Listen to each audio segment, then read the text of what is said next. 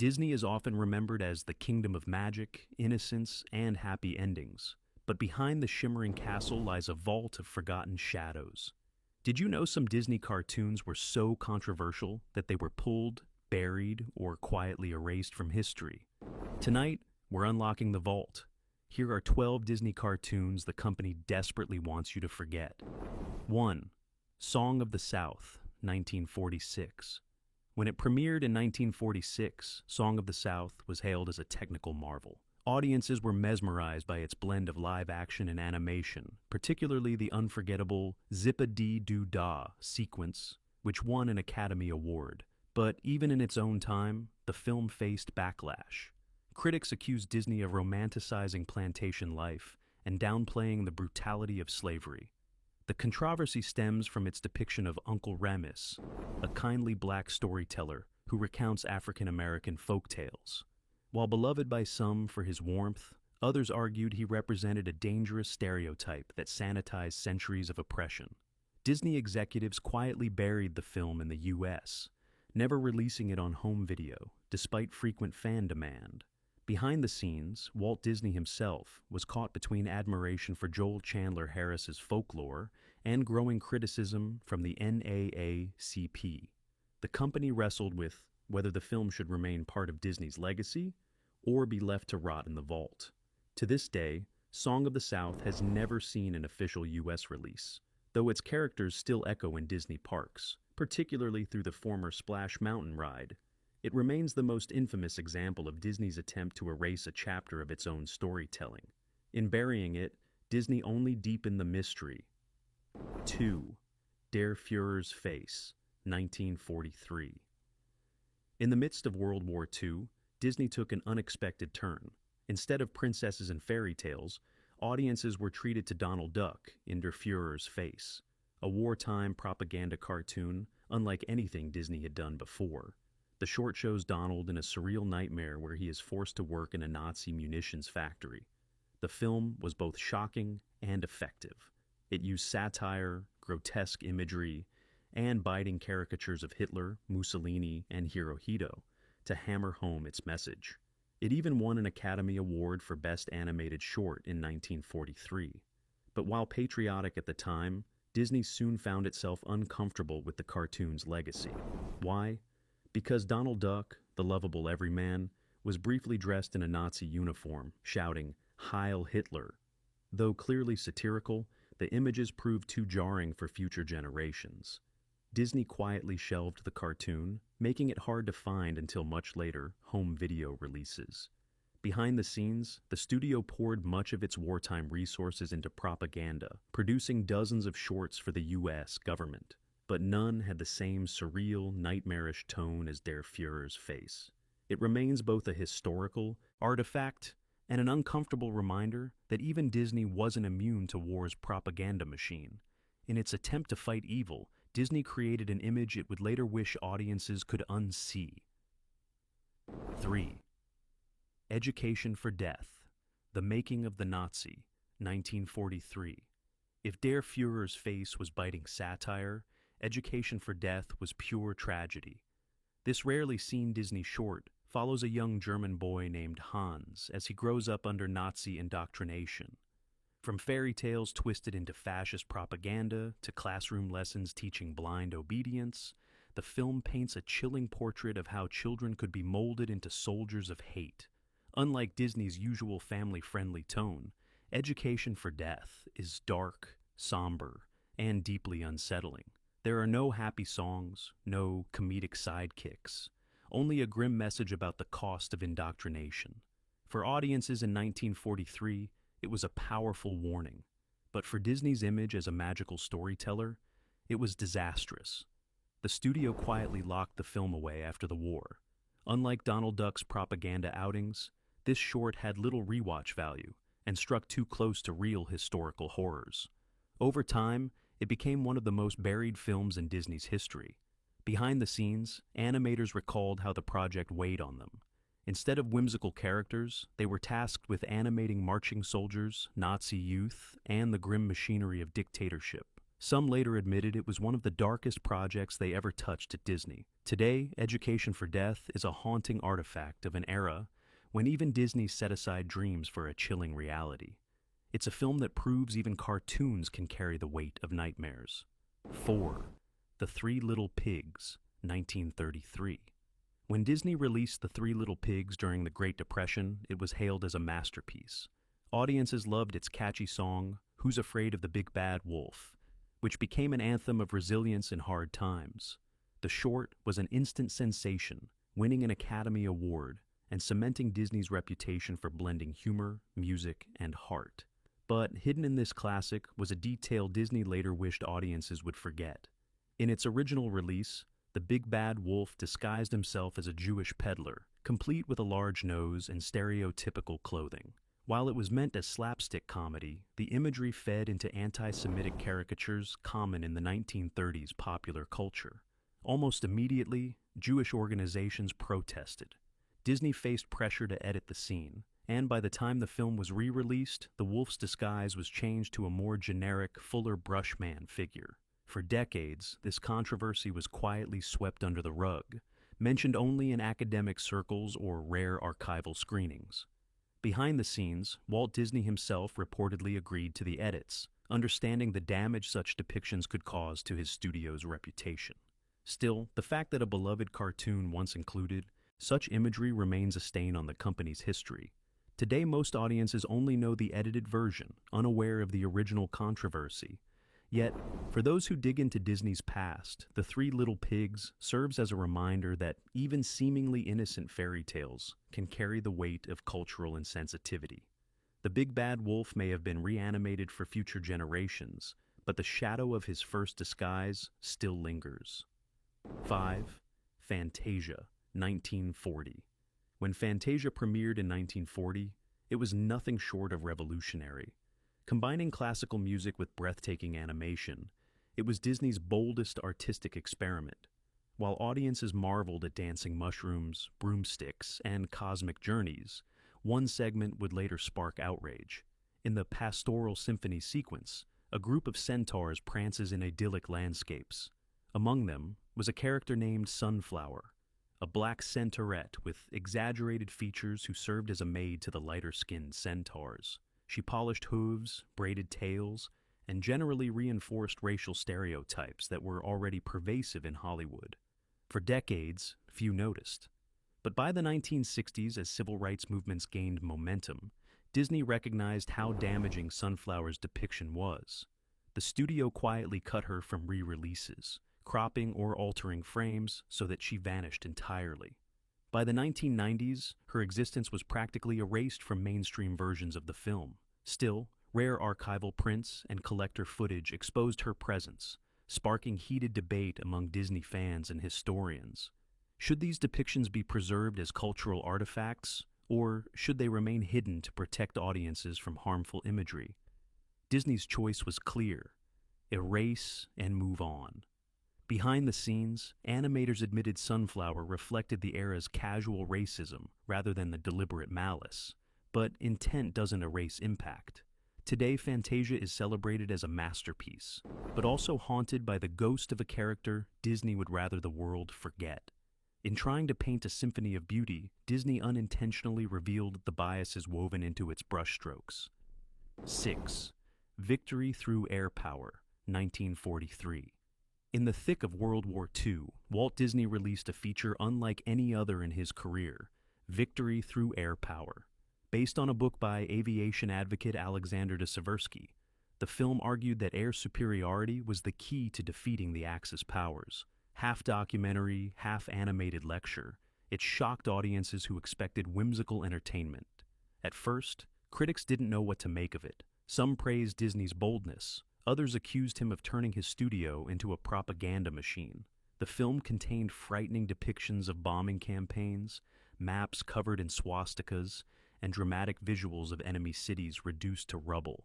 Unlike Donald Duck's propaganda shorts, this was serious, persuasive advocacy. Behind the scenes, Walt Disney himself was deeply invested in the project. He believed in Seversky's vision and even showed the film to high-ranking military officials.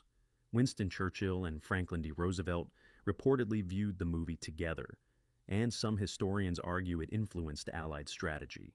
But once the war ended, Disney buried it. The images of burning cities and lectures on military dominance clashed with the company's family-friendly image. For decades, victory through air power remained virtually unseen, whispered about as Disney's most uncharacteristic production. Today it stands as proof that Disney was more than just a dream factory. At times, it was a weapon of persuasion. While groundbreaking in its own right, the film's uncomfortable marriage of war and animation ensured that Disney locked it away. It's a reminder that even the brightest storytellers are not immune to the darkest chapters of history. 7. Coal Black and the Seven Dwarfs, 1943. While technically not a direct Walt Disney production, this Warner Brothers short is often tied to Disney's shadow because it parodied Snow White and the Seven Dwarfs. Its inclusion here reflects Disney's uneasy relationship with contemporaries who borrowed and twisted its formulas. Coal Black reimagined the fairy tale with an all-black cast of characters, drawn in grotesque caricature. At the time, the short was marketed as jazzy and hip, set to lively swing music. But in reality, it leaned heavily on offensive stereotypes, including exaggerated lips, minstrel-style humor, and language designed to mock African-American speech patterns. Audiences in the 1940s laughed, but even then, civil rights groups condemned the cartoon. The NAACP called it vicious and offensive, demanding it be withdrawn. Warner Brothers quietly shelved it, and Disney, though not responsible, felt the sting of association. Why? Because Coal Black mirrored the very formula Disney had pioneered, a princess tale filled with whimsical sidekicks and musical numbers. For Disney, this parody was a double wound. It highlighted how successful their stories had become, while also forcing uncomfortable questions about the racial undertones lurking in the industry. Over the years, Disney distanced itself from any mention of the short, but historians have long connected the dots, noting how Snow White's cultural shadow enabled such a racially charged reinterpretation. Today, Coal Black is studied as a relic of Hollywood's racist past, a cartoon Disney wishes had never borrowed from its fairy tale crown. It's a reminder that Disney's legacy didn't exist in isolation. It shaped and was reshaped by an industry with darker impulses. 8. Mickey's Mellerdrammer, 1933. Mickey Mouse has always been Disney's symbol of innocence, but in 1933, he starred in one of the studio's most uncomfortable productions, Mickey's Mellerdrammer. The short featured Mickey and his friends performing a play adaptation of Uncle Tom's Cabin. The problem? They wore blackface. At the time, minstrel shows were still part of American entertainment, and Disney leaned into that tradition. Mickey, beloved by millions, smeared his face with shoe polish to portray a black character. What was framed as comedy in the 1930s is now recognized as one of the most insensitive moments in the studio's history. The short was screened widely during its release, but by the 1960s, Disney executives quietly buried it. Unlike Song of the South, which at least contained full musical sequences still admired by fans, Mickey's Mellerdrammer had little to redeem it. The film was quietly struck from distribution lists, omitted from retrospectives, and remains largely unseen except in rare academic archives. Behind the scenes, animators of the era didn't question the decision. They saw blackface as a standard comedic device. But decades later, the Disney brand faced mounting pressure to reckon with these choices. Critics argued that burying the short was less about accountability and more about hiding an uncomfortable truth. For Disney fans who stumble across still frames or grainy clips, the sight of Mickey Mouse in blackface feels jarring, almost unthinkable. Yet it's a reminder that even icons can be stained by the times in which they were created. 9. The Martins and the Coys, 1946, tucked away inside the beloved anthology Make Mine Music, was a segment Disney would later regret. The Martins and the Coys was a slapstick retelling of a violent mountain feud, complete with gunfire, moonshine, and family rivalry. Narrated with jaunty folk songs, it played violence for laughs, at least in 1946. Audiences at the time chuckled, but post-war America was already growing uneasy with how children consumed images of gunplay. By the time the film reached later generations, The Martins and the Coys was singled out as dangerously inappropriate. Disney's solution: remove it entirely from most re-releases of Make Mine music. In some home video editions, the segment is missing altogether, creating a strange gap for modern viewers. Behind the scenes, animators recalled the piece was meant as a parody of American folk legends, inspired by real Appalachian feuds. But the blend of cartoon humor with constant shooting and death struck many as tone-deaf in hindsight. Critics in later decades argued that Disney had unwittingly glorified reckless violence in a film marketed to children. The controversy wasn't just about guns, it was also about the ending. The feud resolves not through peace, but with more chaos, implying that even marriage couldn't end cycles of revenge. That moral sat uneasily with Disney's later happily ever after reputation. Today, The Martins and the Coys is one of the most frequently cut Disney shorts, surviving only in full archival editions. Its disappearance is proof that Disney isn't only hiding racially insensitive works, it also wants to erase films that clash with its carefully curated image of gentle family entertainment. 10. The Jungle Book, 1967. On the surface, The Jungle Book was a triumphant farewell to Walt Disney, the last film he personally oversaw before his death. Audiences adored Baloo, Bagheera, and the hypnotic songs that made it an instant classic. Yet beneath its cheerful surface lies a controversy Disney has wrestled with ever since. The character of King Louie, an orangutan who sings jazz and scats with wild energy, was originally voiced by Louis Prima, a white Italian-American musician. Critics later argued the choice reinforced racial stereotypes by associating African-American jazz culture with a monkey. Though not intended as malicious, the implications troubled scholars and civil rights groups, particularly in the decades after the film's release. Disney executives defended the character as comic relief, pointing out that Louis wasn't in Rudyard Kipling's original book at all, but was created for the film. Still, the shadow lingered. When Jon Favreau remade The Jungle Book in 2016, King Louie was reimagined with Christopher Walken as a brooding, mobster-like giant ape, an attempt to dodge the original's associations. Behind the scenes, animators in the 1960s saw Louie as their chance to animate a full-swing jazz number, one of the most elaborate sequences of the film. They poured their hearts into the scene, never anticipating that decades later, it would become a lightning rod for racial discourse.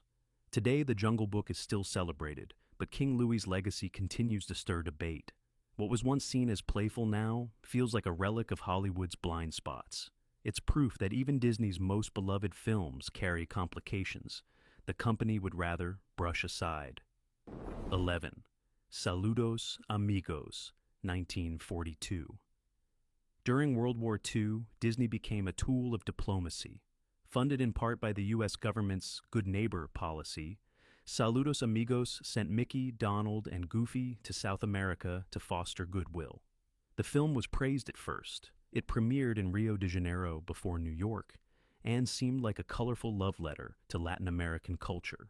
But over time, critics began to see the cracks. While meant to celebrate Latin America, the cartoon often fell into stereotypes. Donald Duck bumbled his way through Peru, portrayed as clueless in the face of local customs. Jose Carioca, the Brazilian parrot, was introduced as a suave companion, but critics argued his depiction leaned into caricature more than authenticity. Behind the scenes, Disney artists actually traveled to South America as part of a goodwill tour. They sketched landscapes, absorbed music, and interacted with locals. Yet, when the drawings came back to the studio, cultural nuance was filtered through a Hollywood lens. Some Latin American audiences felt flattered, but others saw it as oversimplification, a glossy postcard version of their culture for U.S. propaganda purposes. Disney rarely re-releases Saludos Amigos today, overshadowed by its flashier follow-up, The Three Caballeros. But historians continue to point to it as an example of how Disney blurred entertainment and politics, often at the expense of authenticity. What was meant as a bridge between nations instead feels like a relic of cultural tourism, a film Disney quietly shelves whenever the subject arises. 12. The Three Caballeros, 1944. If Saludos Amigos raised eyebrows, its sequel, The Three Caballeros, practically exploded with controversy. Marketed as a cheerful celebration of Latin American culture, the film followed Donald Duck as he journeyed with Jose Carioca and Panchito Pistoles, a Mexican rooster, through a kaleidoscope of song, dance, and surreal animation.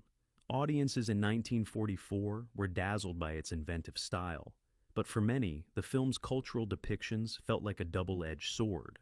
While some viewers appreciated seeing Latin music and landscapes in a Hollywood cartoon, others criticized the exaggerated stereotypes.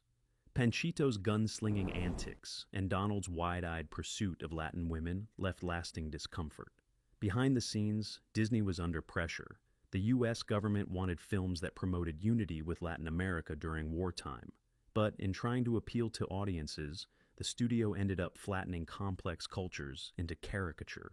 Even Walt Disney himself admitted privately that the film's chaotic mix of slapstick, surrealism, and diplomacy may have gone too far. Later generations found the cartoon especially troubling in how it portrayed Donald Duck. Once the lovable everyman, Donald was now depicted as lustful and undignified, chasing women across animated and live-action sequences. Parents who once trusted Disney for wholesome entertainment felt betrayed by the tone. Today, The Three Caballeros exists in a strange limbo, admired for its bold animation, but remembered for its cultural missteps. Disney has never fully embraced it in marketing, often leaving it as a footnote in the company's history. For many, it's the perfect symbol of Disney's forgotten vault, where artistry collides with controversy, and where the magic was never as innocent as it seemed. Disney built its kingdom on magic, but its vault holds shadows the company hopes we'll forget. These controversial cartoons remind us that even the brightest dreams are born in complicated times. Which one shocked you the most? Share your thoughts below, and don't forget to like, subscribe, and join the conversation.